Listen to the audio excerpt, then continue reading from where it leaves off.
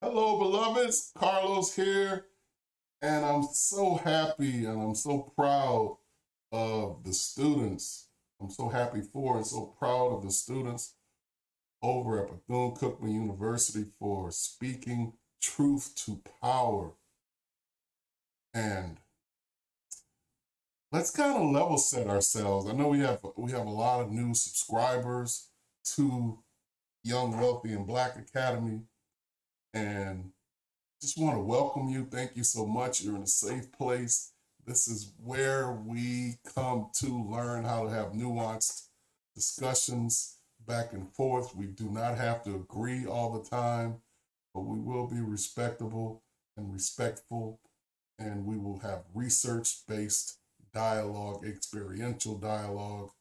And today I am proud. So we're continuing with this series on He Ain't Swag, which is more about HBCUs being a part of us, right? This is a cultural statement about HBCU.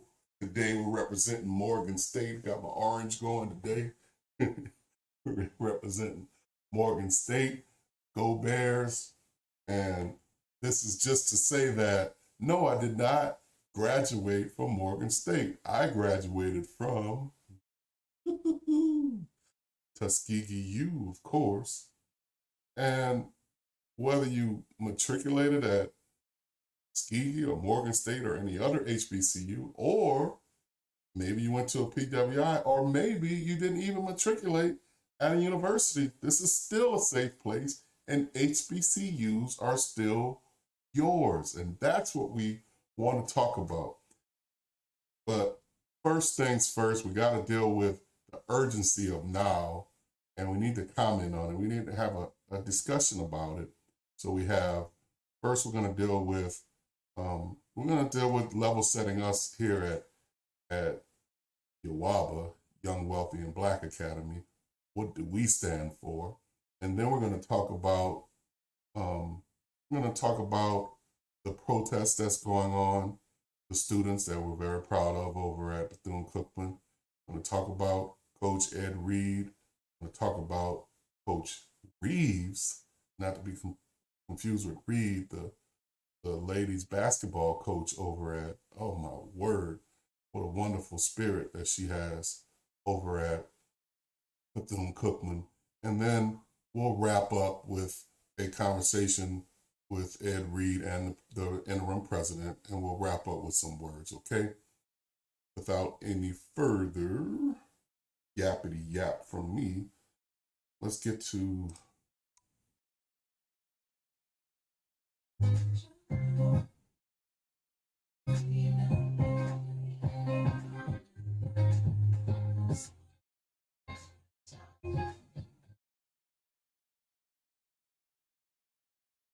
mission. Mission of Young, Wealthy, and Black Academy is all about, press pause and it keeps going. Yes, such is life, right? Pause. Pause, please. The mission of this blog and this YouTube channel and this Young, Wealthy, and Black Academy is to gain enlightenment of all forms and methods to access wealth of Black people. All forms. Wealth comes in many forms. The goal is to cultivate at least 1,000 wealthy Black families. We believe this is accomplished by mentoring and coming alongside Black men who then foster change in their own families. Of course, love, protect, and provide for the Black woman spiritually, financially, mentally, and physically. And in so doing, she, as always, then supports and nurtures the Black man to his fullest best self. When we have this autonomous rebuilding of the Black woman and man, we rebuild our U.S. families and villages. It is then that we are better equipped to help rebuild our family worldwide throughout the Black diaspora. This is layering, right? So first we talk about the goal, 1,000 Black families. Also talk about this is going to be men at the forefront. men at the forefront, aided and abetted by our women. We're not leaving our women behind. And because we're not leaving our women behind, because they're coming alongside of us, we prosper. We are better because of the nourishing of their beauty and their essence, which is, after all, the essence that all humanity was born from.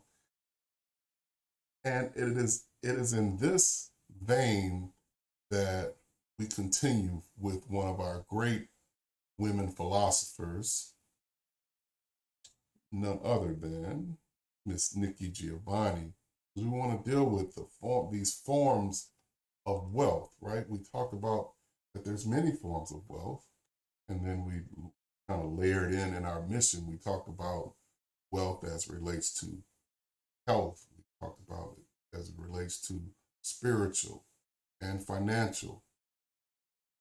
Let's look at how Nikki Giovanni gets after it. So Nikki Giovanni's poem, Nikki Rosa. Childhood remembrances are always a drag if you're Black. You always remember things like living in Woodlawn with no inside toilet, and if you become famous or something, they never talk about how happy you were to have your mother all to yourself and how good the water felt when you got your bath from one of those big tubs that folks in Chicago barbecue in. And somehow when you talk about home, it never gets across how much you understand their feelings. As a whole family attended meetings about Hollydale, and even though you remember, your biographers never understand your father's pain as he sells his stock and another dream goes. And though you're poor, it isn't poverty that concerns you. And though they fought a lot, it isn't your father's drinking that makes any difference, but only that everybody is together and you and your sister have happy birthdays and very good Christmases.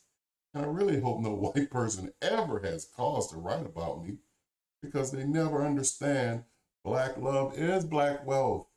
And they'll probably talk about my hard childhood and never understand that all the while I was quite happy.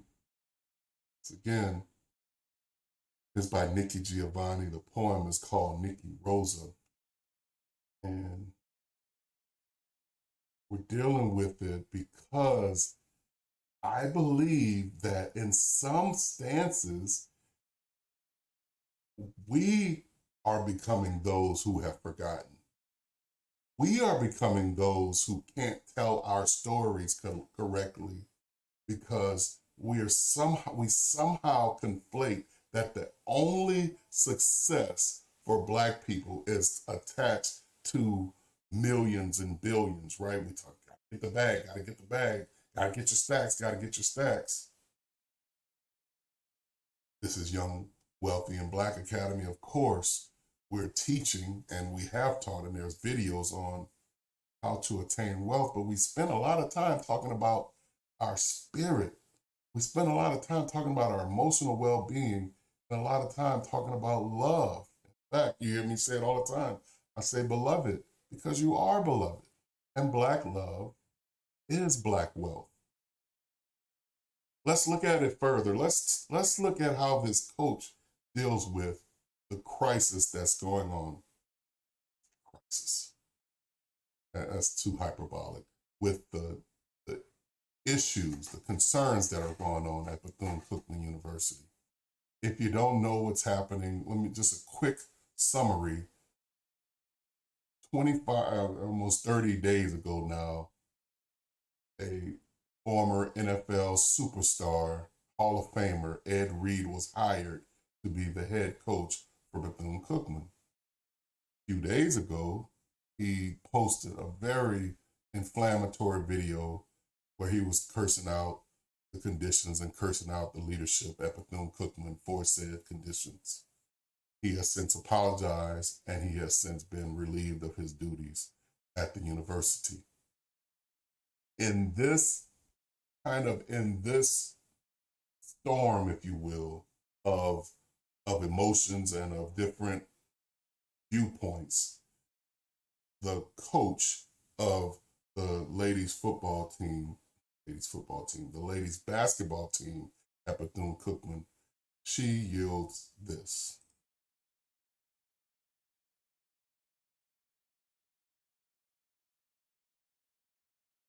So again, this is Coach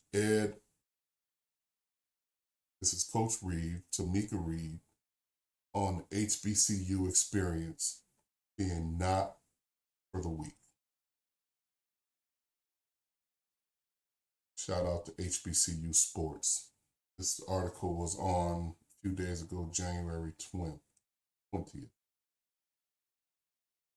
Amid conversations about the challenges coaches at HBCUs face, a successful and veteran one chimed in. Jackson State's women's basketball coach, Tamekia Reed, commented about the true commitment it takes to navigate within the framework of the unique environment. Coaching at an HBCU is not for the weak. Not for the weak. Tamekia Reed wrote on Twitter, "You're going to fight battles internally and externally, and if your program experiences any type of success, it will be even harder. I chose to come back for to truly even the playing field and do something that's never been done. Coaching at an HBCU is not for the weak," she says, and she also talks about how she made a choice to come back. She also talks about that it is a fight, that we should expect there to be a fight should you become a leader at an HBCU, on an HBCU campus. So if you take on this fight is not a one-round fight. This fight is not for lightweights. The coach is saying here, Coach Reed is saying here, excuse me, I apologize. I believe I said her last name was, it is Reed, ironically. Anyway, it is a heavyweight fight that is going to go the distance. It's a fight that you'll, in all probability, be fighting for the rest of your life because it needs to be a mission. Why? Because of the socioeconomic conditions that we find ourselves in as Black folks in this United States. Because of the socioeconomic condition of the students and players and faculty that we'll find on any one of our universities. I continue.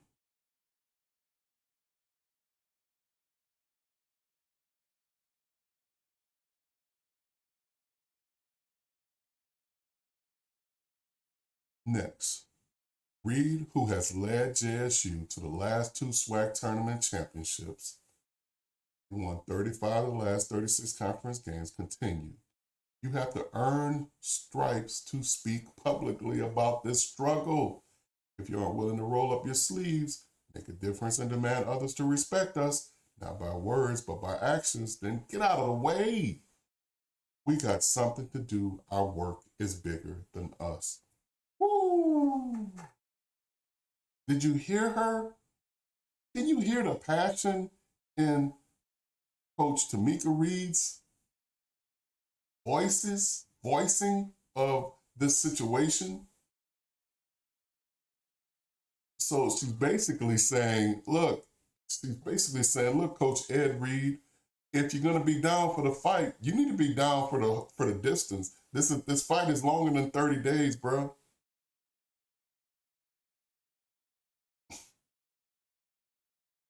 Oh man. We continue. And then finally, Coach says that, so what's her point?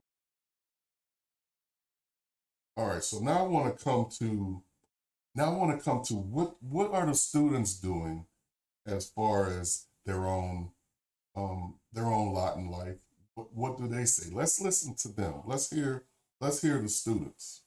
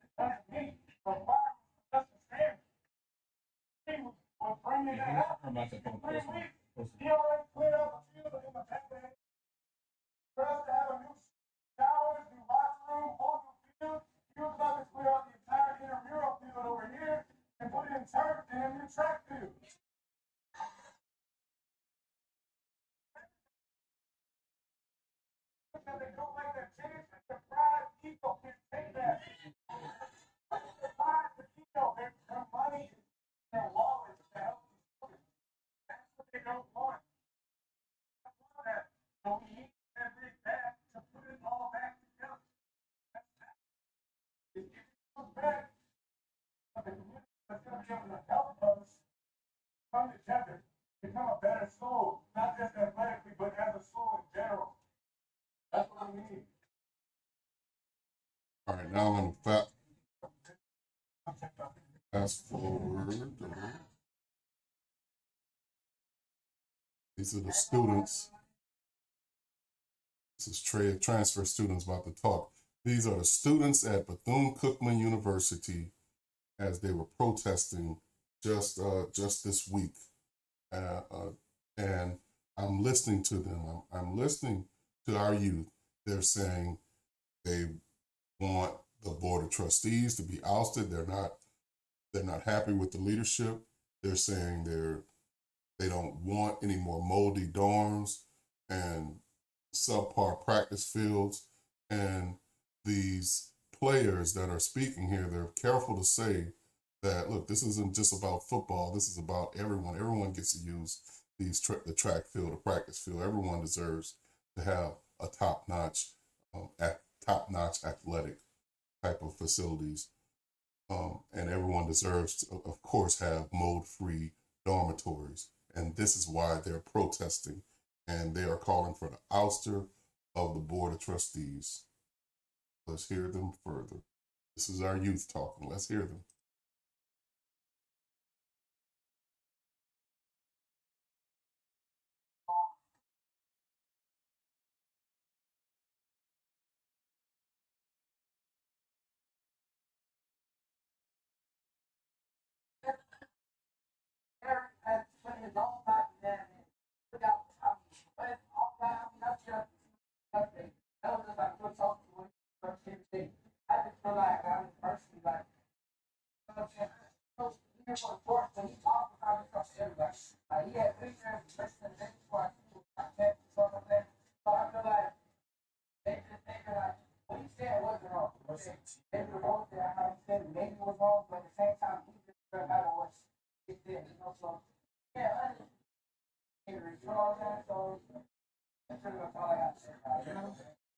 Yeah. All right, so they're looking to. You heard the player there. He's saying they need Ed Reed. That Ed Reed has done a lot. He also acknowledged that the way that Ed Reed went about talking about the conditions weren't right, but the fact that the conditions are not as they should be, and there needs to be someone that's able to speak to the conditions and be heard. And he also, I applaud their grit. I applaud their courage. I applaud them protesting. This is, after all, if we all go to college, higher education, and we do not learn how to speak truth to power, then we will have failed. So I applaud them at this. And I also applaud these players, how they continue to say, look, this isn't just about football. This is about us. This is about all of us. These are things that all of us can benefit from. So I applaud them for that too. Now let's let's give the president of the university, the interim president, let's hear what he has to say. Hear him as he speaks. Had significant financial issues, almost lost their accreditation, and many have said that the problem there is its board of trustees. Alumni are engaged in a lawsuit with the board of trustees. There's a lot of things that are going on there. And so, what is the current state of Bethune-Cookman? What is the administration saying about what took place with today's protest? Joining us right now, interim president of Bethune-Cookman, Dr. Lawrence Drake. Dr. Drake, glad to have you here on Roland Martin Unfiltered. And so there's several things that I want to cover over these next two segments. And so let's just walk through this. Ed Reed said he did not want to step down. He was not pulling out. Whose decision was it for him not to become the head coach? Was it you, interim president, or was it the board of trustees? It was the interim president. It was my decision. It was your decision. Yes. And so why did you make that decision not to move forward with Ed Reed? So we, as you know, about Sunday ago, well, let me back up.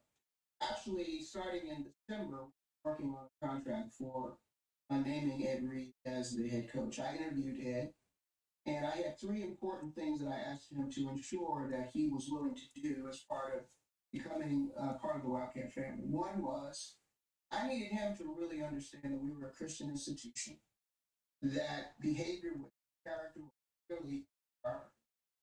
And I asked him if that was okay with him. He'll abide by it. You know, position himself as a role model for our student athletes as well as for the university itself.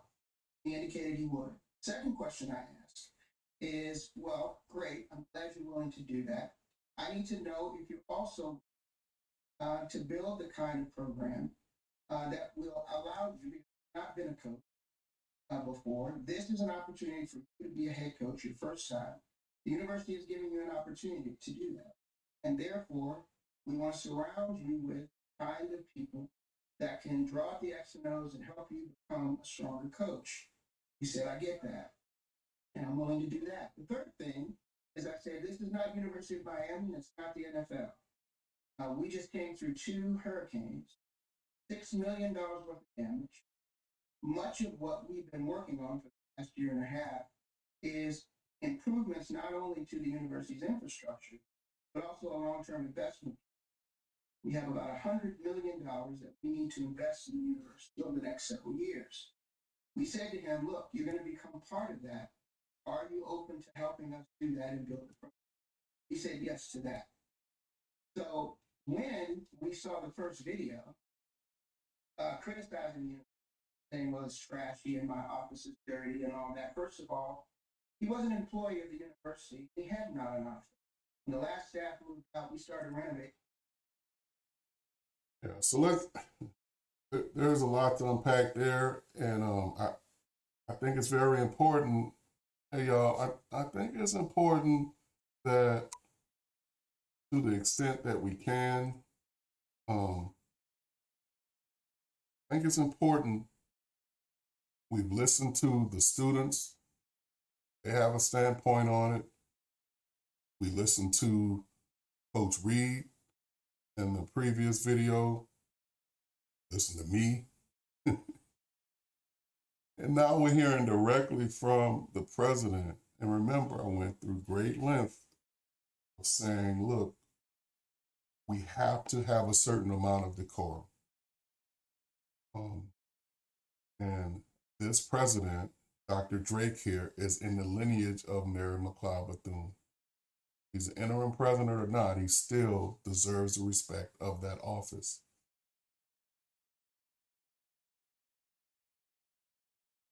He listed 3 items, and he listed them in a very workmanlike fashion in this discussion. One was, listen, there's a certain decorum. That's what we keep saying this over and over again.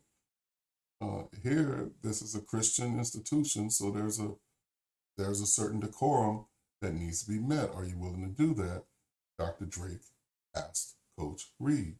Secondly, look, this is your first head coaching job. we're looking for you to build this program. We're going to give you the tools around you because we know that this is your first time being a head coach.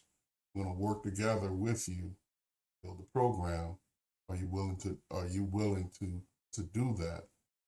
Say yes. And thirdly, look, we just went through a devastating hurricane. We're hurting here.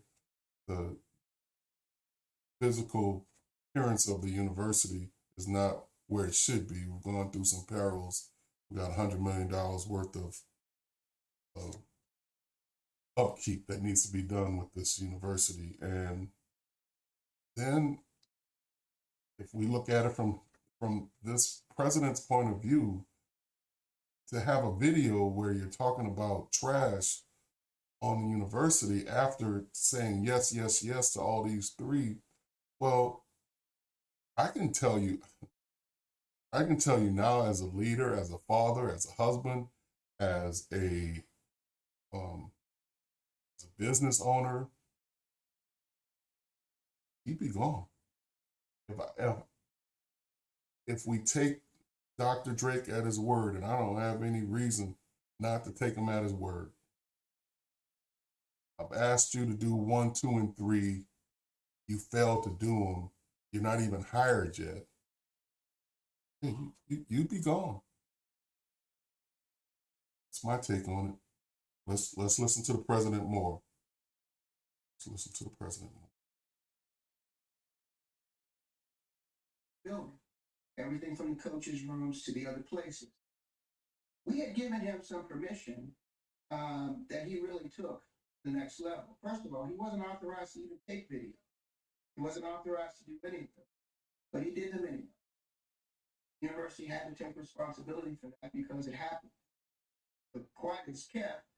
That isn't the kind of behavior that we would expect. And then the expletives and those kinds of things. In that first video, you might call that an aberration.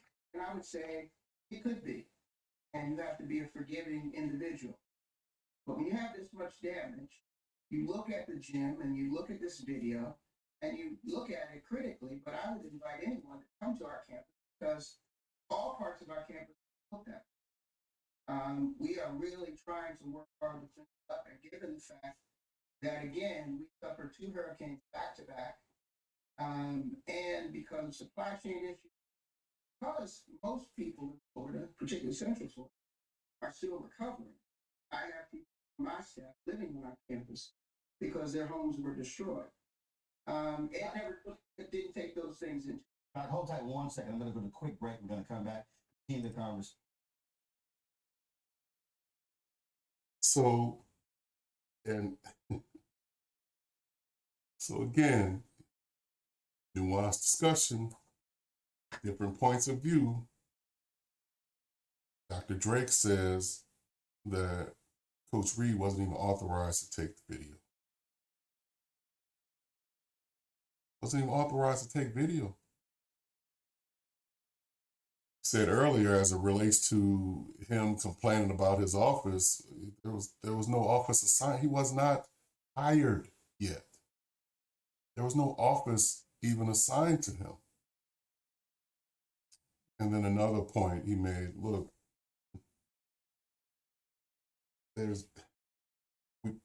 I know, look, I understand it. I know we put a lot of focus on football and on basketball and on these athletics. This is an institution of learning first. And the president is saying that, look, we've got professors, we've got staff that their homes haven't even been righted yet since the hurricane. We got different things to listen. He's not the president of the football team. He's the president of that university. And as a leader, you have to prioritize. And I would be prioritizing living conditions of my students, living conditions of the staff above a football field. Now, this is not to undo what I said before. Those students, they have a right to protest. I applaud them for the protest. Hopefully they're looking at what this president said right here. Hopefully the leadership of the student council, leadership of some of the Panhell. That's a Panhellenic Council. This is the governing body of Omega Psi Phi, Delta Sigma Theta, Alpha Kappa Alpha, Alpha Phi Alpha, other Greek letter organizations. We call it the Panhellenic Council.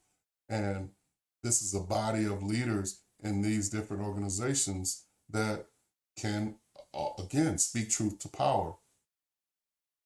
I just hope that there's that what comes out of this, the silver lining that comes out of these concerns, out of this storm, if you will, is that these folks get together. This leader does not sound unreasonable. He does not sound lofty. He doesn't sound that he's not approachable. Those that are there, you let me know. I mean, if there's something different, we can talk about that.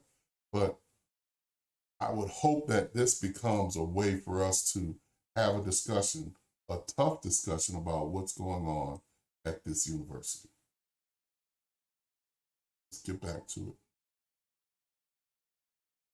I think that as a leader, you have to make a decision, and if they are inquiring, they have a vested in the image that they want to project. And what are the possible outcomes of continuing to do what you're doing?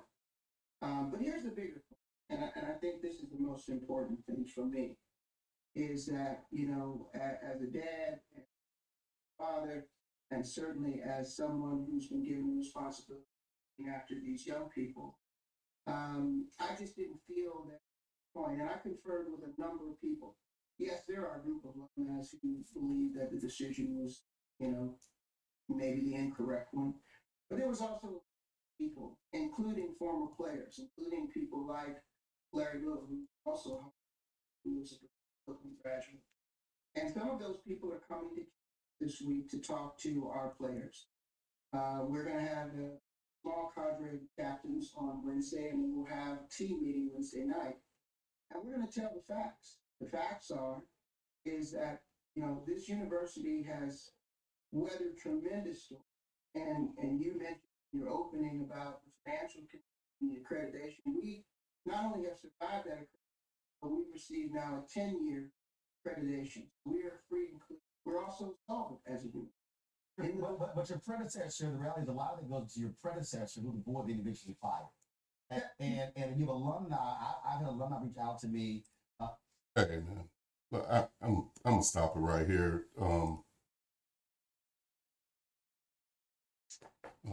Roland Martin's spirit doesn't meet mine.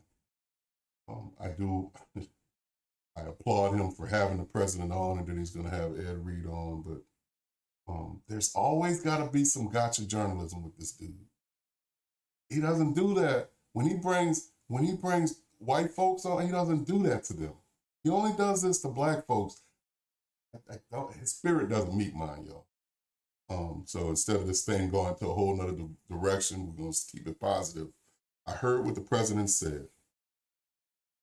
He spoke on the allegation about the insolvency of the university and also about the university's accreditation fights. He spoke directly to it. Said that Bethune-Cookman has been awarded 10 years of accreditation and they are solvent.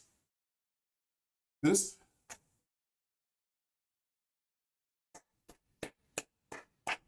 what you should do when you hear this. You don't go into some diatribe about some kind of negativity. This is a private university. This is not easy for a university to be HBCU or not. It's not easy for a small university to maintain its accreditation through hurricanes and to be solvent. There should be a pause there, and there should be an acknowledgement of what has been done. Now, we can get right back to the protests. We can get right back to the things that need to be done.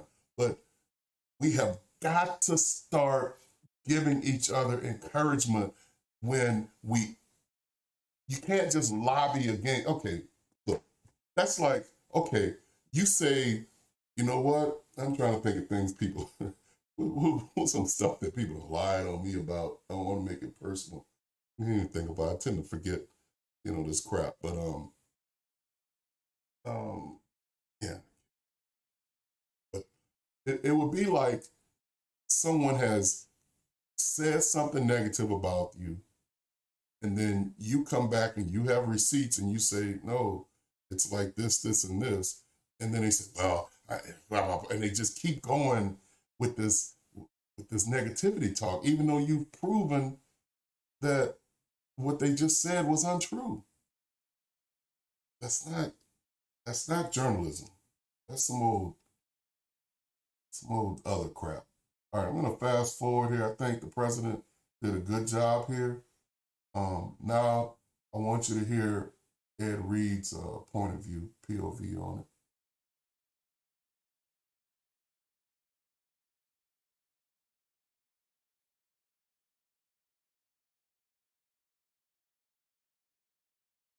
People would have deemed that inhabitable after a hurricane to live in that. So, I mean, that is just, those are deplorable conditions.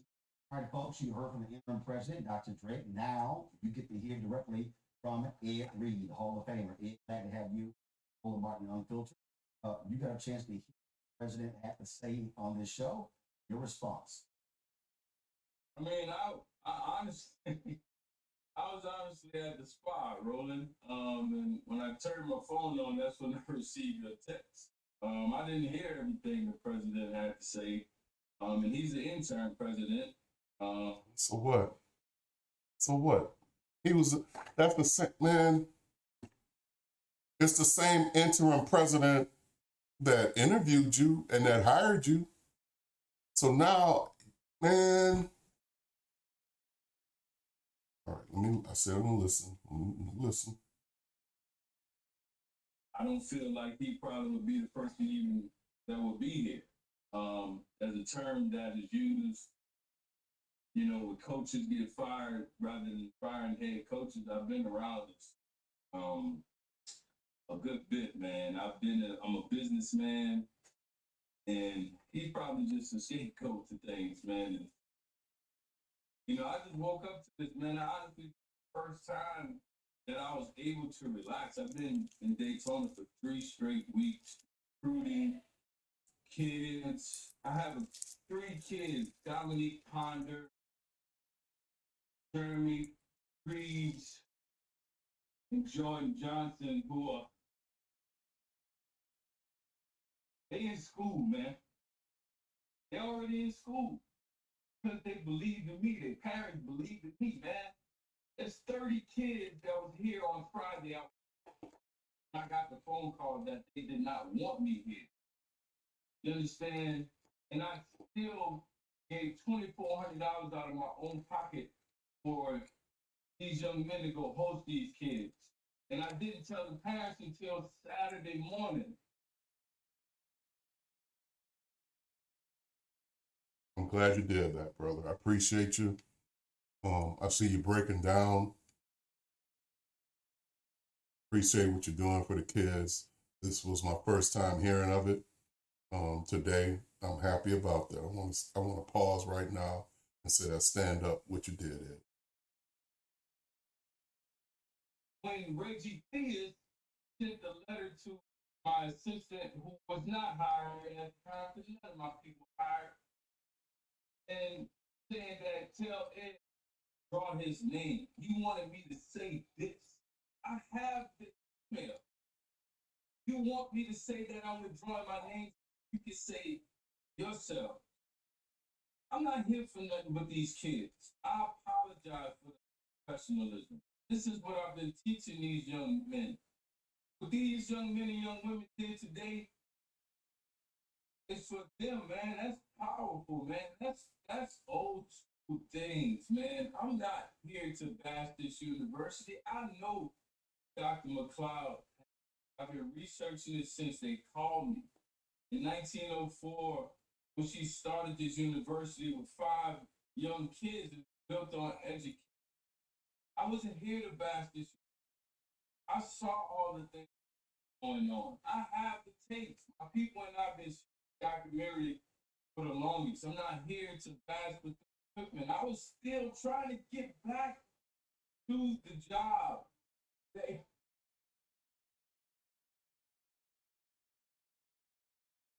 I'm foundation for 20 years, man. Years to work for kids. I built a park in my own neighborhood. You understand? Because kids are dying. Ain't right? This ain't right, man. Mr. Lawrence Drake, Dr. Drake, to come on and talk about me in that way. I knew this was a Christian school. Talk about you in that way. First of all, let's acknowledge humanity, right? The brother's getting choked up here. Clearly, he cares. So, and Dr. Drake talked about forgiveness. We got to forgive one another. We got to get to the love, right? Black love is black wealth. So we got to get to the love part. We heard him say about, okay, he went into his own pocket. Heard him talk about some students. He named them by name, some players by name. He acknowledged the protests that the kids are doing, that the students are doing. Gave them props on that. So I want to acknowledge the humanity of Coach Ed Reed. Clearly, he's touched. Now, some things that Coach Reed could have done better, even in this discussion. So again, this is Young Wealthy and Black Academy doing nuanced discussions. The president didn't do anything wrong by talking about the requirements that he laid out and how you failed to meet them. I mean, what is the president to do? What are they to do? There's a protest going on. There's the video, even though he's forgiving you, but he's gotta talk to the accusations that were lobbied. And so he's got to set the record straight. It's not attacking you. I mean, he wasn't, when that president was talking, y'all, did it seem like he was attacking? When that president was talking, he wasn't cussing and yelling and foaming at the mouth. As far as the AD, yeah, that's what happens. Yeah, people, it happens in corporate, it happens everywhere. Yeah, they ask you to step down. So it's not to make the organization look bad. Yeah, your coaches have had to do it too, Coach Reed. Yeah, you done had some coaches that had to step down. You done had some leadership on these PWI teams that have had to do what this AD was asking you to do. This is par for the course. Maybe you don't know that, sir, because you've never been a head coach.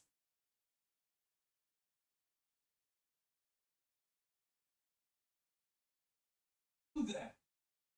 I'm a Christian man. I know I play. Do you see? He said walk campus every day, right? I don't believe it. Because if you walk campus every day, you would go where to school, man. You would see this. What are you talking about? They worse than the songs. You have crackheads walking to campus, man. There's no security for these young women and men. I'm not trying to back school. We were picking up trash when I was screen recorded. I didn't post that. Somebody screen recorded me and put that out there because they said I was mutting the school. I'm not mutting the school. We're picking. Oh, all right, and it's only so much of this I'm going to take. Just getting to be illogical.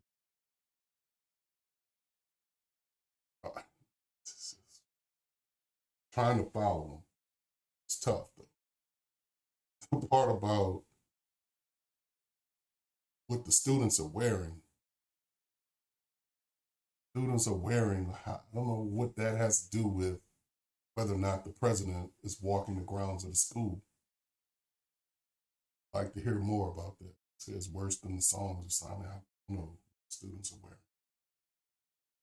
can only go by the students at the protest. I don't know Ed. I don't Coach Reed. You're getting that.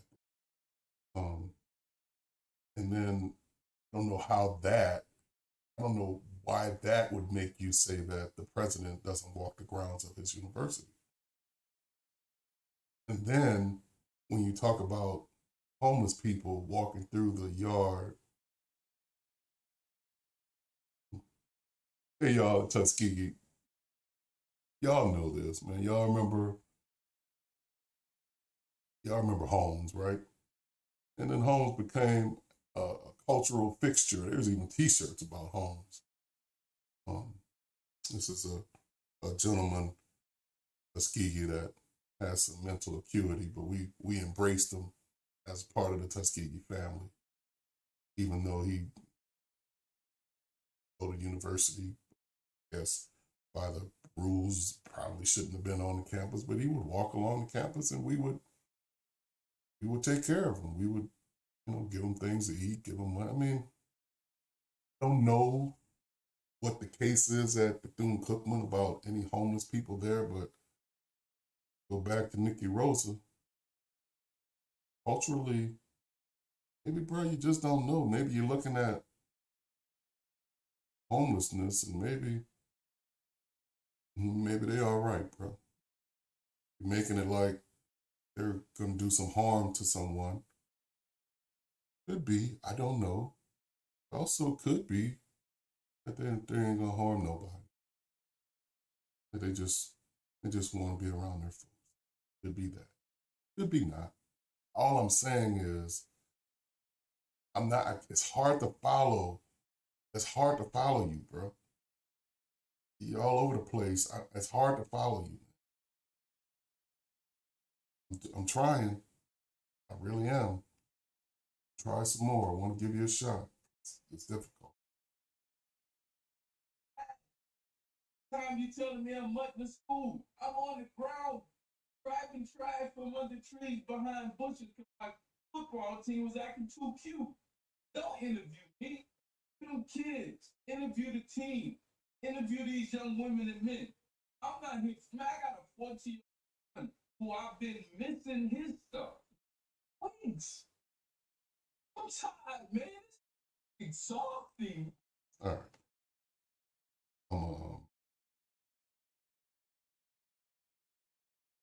Better days for you, Coach. Look forward to you having better days. That's about all I can take.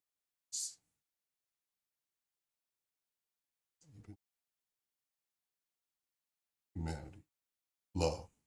Brother, beloved brother, I want you to get the rest that you need, emotionally, spiritually. I tell you, if you're not having a good day, couldn't have been easy for you. Hope and pray you get the help you need. Now then, the matter at hand. Bro, you've been working hard for 30 days?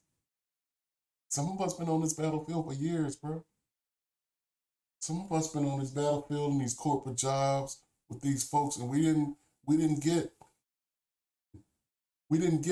the treatment that Hall of Fame athletes get, even though, as it relates to engineers, though, I was a pretty damn good engineer. Didn't mean I didn't catch hell, man. Didn't mean that when I went to Tuskegee University, hired Black folks, ended up losing my job because I hired too many Black people. This is the struggle. This is only one example. I can give more and more examples. I can give years of examples. You tired after 30 days, bro? Man, this folks been on these battlefields for decades, man. It's like a life's work. Heard what that coach said? You have to earn stripes to speak publicly about this struggle. You are willing to roll up your sleeves, make a difference, and demand others to respect us, not by words, but by actions, then get out of the way. You got something to do. Work here is bigger than us. Multiple battlefields, bro. That president's on the battlefield too. You know, you want to degrade the man. He didn't speak negatively about you, Coach Reed. You're not even a head. You've never been a head coach, bro. And he's still elevating you, doing what we do, elevating you to head coachship, if you will. And you won't even elevate him to presidentship. He is the president of that university, interim or not. Why would you disrespect him?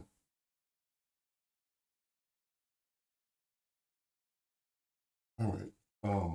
Let's move on. Let's move on. So we did what we said. We gave Coach Ed Reed his say. We gave students certainly their say. And we gave, who else? We gave the president his say. Where do I stand on it? I'm gonna be with the students, and I'm gonna be with the president. Some final thoughts as an elder, Black man, husband, father of 5 Black men, business owner, missionary, HBCU grad, as a scholarship provider to that back to Mother Tuskegee, fighter of scholarships. I got something to say. I have a right to say it. I've earned the right to say it, and it is my duty to say it. Young men and women on that campus, please continue the fight. I applaud you. If you haven't already, please put your grievances in writing. Get a petition going if you can.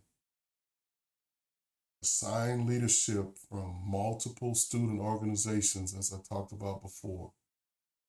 Have them be your steering committee as they sit down. I was happy to hear that the president was saying he was sitting down with present and former football leadership. It's broader than the football team too. So students, please get your leaders together. Make sure that they have a list of your demands of this faculty. As an elder, as your brother, as someone who's been on a HBCU campus like you, who has protested on the campus like you. This is not